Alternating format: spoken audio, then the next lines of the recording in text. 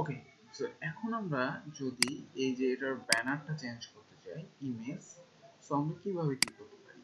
So এটার জন্য আমাদের একটা ফিল্ড আছে, নাম হচ্ছে ইমেজ। এই যে দেখেন, সো এই যে ফিল্ডটা আমাদের জাস্ট টাইপটা দিতে হবে ইমেজ। সো আমরা এটা এখানেই কাজ করতে পারি। সো এটা জাস্ট এখন আমরা এই যে কাস্টম সিএফ এর এটার মধ্যে সাপোজ মনে করেন এই যে এটা এখানে বা সবার উপরেও আমরা দিতে পারি, যেহেতু ইমেজ প্রথমেই তার আগে ইমেজ সেট করবে। ওকে, সো এখানে সেভ করে দিলাম। নাও এবার আমরা জাস্ট আইডিটা চেঞ্জ করব, অর্থাৎ মনে করেন এখানে দিলাম শুধু ব্যানার, টাইপটা আমাদের ইমেজ হবে। এখন এখানে টাইটেল আমরা কি দিতে পারি? টাইটেল দিতে পারি অ্যাড ব্যানার ইমেজ। ওকে, এবার এখানে একটা দেখেন অ্যাড টাইটেল, অর্থাৎ টাইটেলের মধ্যে কি লেখাটা থাকবে? অ্যাড লোগো, অ্যাড ব্যানার থাকবে আমাদের। ওকে, সো সেভ দিলাম। এবার যদি আমি এই যে এখানে একটা রিলোড দিই, এই যে অ্যাড ব্যানার, এই যে বাটনটা সেখান থেকে এখন আমি ইমেজ আপলোড করতে পারবো, ইমেজ দিতে পারবো, সেট করতে পারবো, সো সেভ করতে পারবো। সো এই ইমেজটাই মেইনলি এখন আমাদের এখানে ডাইনামিক্যালি শো করবে। সো এটা কিভাবে? নাও এখন আমরা যদি একটু ডকুমেন্টেশনে যাই, এই যে দেখেন আমরা কিভাবে ইমেজটাকে রিসিভ করব বলে দিছি। সো ইমেজের আইডি নিতে হবে, তারপরে আমাদের একটা ফাংশন ইউজ করতে হবে, wp get attachment image src। ওকে, তাহলে আমাদের হয়ে যাবে। সো চলেন আমরা এটা এখন করি। জাস্ট এখানে এবার আমরা ব্যানারটাকে ধরবো। সো প্রথমে আমি করতেছি, যেহেতু ওখানে আমি প্রথমে নিয়েছি ব্যানার। ওকে, আর আমাদের আইডিটার নাম কি হবে? ব্যানার। আচ্ছা, এবার আমাদের যেটা করতে হবে, আমরা একটা ভ্যারিয়েবল নিতে পারি, মনে করেন ব্যানার src বা url ইকুয়াল টু, এখন আমাদের ফাংশন ইউজ করতে হবে wp get attachment image src, attachment image src। ওকে, সো এখানে মেইনলি প্রথমে আপনাকে যেটা করতে হবে সেটা হচ্ছে ব্যানারের আইডিটা দিতে হবে। তারপরে আমাদের এখানে আমি একটু দিয়ে দিই। তো ব্যানারের আইডিটা আমরা কোথায় পাবো? যে এটার মাধ্যমে তো ব্যানারের আইডিটা পাচ্ছি, তাই না? সো এই ভ্যারিয়েবলটা জাস্ট প্রথমে দিয়ে দিবেন, আর পরেরটাতে দিবেন হচ্ছে ইমেজের সাইজ। সাইজটা কি হবে? সো আমরা আপাতত এখানে ফুল দিয়ে রাখলাম, ফুল, যেন ইমেজ আমরা যেটা আপলোড করবো সেটাই ফুল পাই। ওকে, আচ্ছা, এখানে একটা জিনিস বোঝার ব্যাপার আছে, সেটা হচ্ছে যে এই যে ব্যানার ইউআরএল, এটাকে যদি এখন আপনি ভার ডাউন করেন,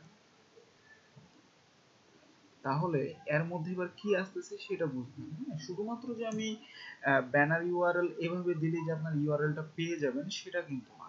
এই জন্যই যেটা টেস্ট করার জন্য আপনি এখানে প্রিন্টার বা হচ্ছে যে ভার ডাউন করতে পারেন, দেখার জন্য যে এর মধ্যে আসলে কি ইউজ হচ্ছে আমাদের। ওকে, সো আমি সেভ করলাম, মানে কি পাচ্ছি এটার মাধ্যমে এবার। সো এবার যদি আমি যাই, নাও রিলোড দিই, এই যে দেখেন আমাদের একটা অ্যারে আছে, অ্যারের মধ্যে কি কি আছে? জিরো, জিরোতে আছে একটা ইউআরএল ইমেজের, যে ইমেজটা আমরা অলরেডি আপলোড করছি। ওয়ানে আছে কি? এটা মেনলি হাইট উইডথ, ঠিক আছে? সো আমাদের যদি এখন ইউআরএলটা শো করাতে চাই, ইউআরএলটা শো করাতে চাই, জাস্ট জিরোকে আমাকে ধরতে হবে, আমাদের ইন্ডেক্স হবে জিরো, তাই না? সো এখন আমরা যেটা করব সেটা হচ্ছে যে এখানে দেখেন এই যে আমাদের ব্যানারটা আসলে কার মাধ্যমে শো করতেছে? এই যে এটার মাধ্যমে, কিন্তু এখানে এই যে এটার মাধ্যমে। সো আমরা যদি নিচে লিখি এগুলা তাহলে কিন্তু কাজ করবে না। সো এই জন্য এটাকে একটু উপরে দিলাম। ওকে, নাও এবার আমরা এই যে এখানে জাস্ট একটা স্টাইল অ্যাড করতে পারি, সমস্যা নাই। থিম ফরেস্টের ক্ষেত্রে আপনি ব্যাকগ্রাউন্ড ইমেজ পর্যন্ত পারমিশন আছে, ঠিক আছে? ব্যাকগ্রাউন্ড ইমেজ ইউআরএল, এখানে জাস্ট আমরা ইউআরএলটা দিয়ে দেবো, তাই তো? ইউআরএলটা আমাদের কি? এখানে আমরা পিএইচপি শুরু করি, কো, সো আমাদের ইউআরএলটা এখন কিন্তু আছে যে ব্যানার ইউআরএল এটার মধ্যে, এবং এটার মধ্যে যদি আমি এভাবে জিরো দিয়ে দিই, জাস্ট জিরো, তার মানে এখানে ইউআরএলটা বসে যাবে এবার। ওকে, সেভ করি, আমরা সেভ করে ভার ডাউনটাকে এবার একটু অফ করে দিই, নাও দেখি যে আমাদের পারফেক্টলি আসতেছে কিনা ব্যানারটা। কাজ করতেছে ব্যানার? একটু ইন্সপেক্ট এলিমেন্ট করে দেখেন যে এখানে কি প্রবলেম। এই যে ব্যানারটা কিন্তু আসছে,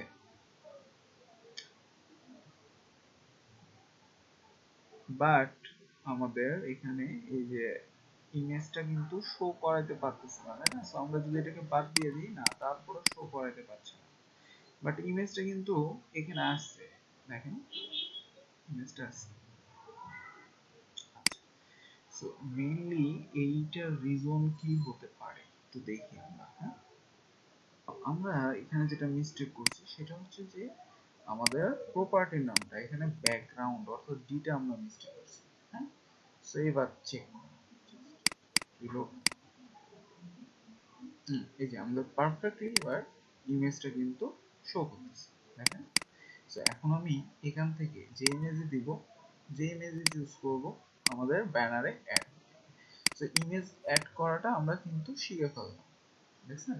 পারফেক্টলি কিন্তু আমাদের এখন ইমেজটা চলে আসতেছে। ওকে, সো এভাবে আপনি যে কোনো ইমেজ অ্যাড করতে পারবেন। চাইলে এখানে লোগো, হ্যাঁ আমরা এটাও দেখবো একটু পরে, লোগো বা হচ্ছে টাইটেল যে কোনো একটা আমরা শো করাতে চাচ্ছি, তো এটাও আমরা দেখবো। ওকে।